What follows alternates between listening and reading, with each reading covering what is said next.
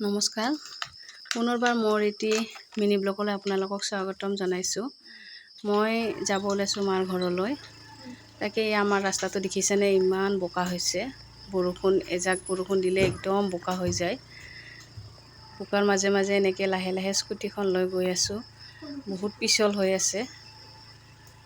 আমি আহি ইফালে সৰু ফুলচিকি পালোঁ। আহি বৰষুণ দিয়াৰ কাৰণে ইমান ধূলি বালি নাই বাৰু, একদম চাফা হৈ আছে ৰাস্তাবিলাকো। আহি দেখিলোঁ পথাৰখন কিবা এটা একদম ভাল লাগি গ'ল। ইফালে বগলীবিলাকো পৰি আছিল, তাকে আপোনালোককো দেখালোঁ।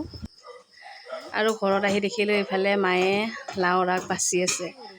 এনেকৈ বেঙেনা, আলু আৰু লাওৰ আগ এনেকৈ বাচি আছিলে, তাকে আপোনালোককো দেখালোঁ। আকৌ মোক আহি এনেকৈ মাংস বনাব ক'লে মায়ে। গোটেই চৰুটো বহাই এনেকৈ তেল দিলোঁ। তেলখিনি গৰম হোৱাৰ পিছত মই পিঁয়াজ দি দিলোঁ।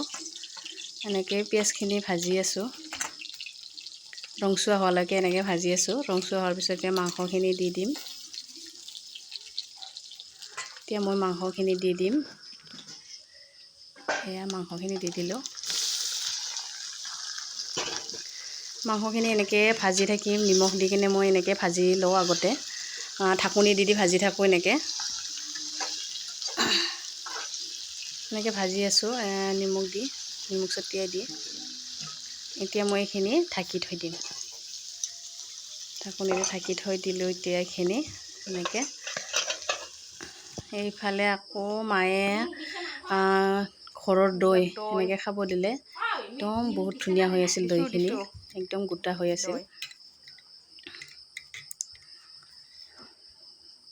সেইফালে আকৌ মোৰ মাংস ৰেডি হৈ গ'ল। গতিকে আজিলৈ আহিছোঁ। নেক্সট ব্লগত লগ পাম। Bye bye.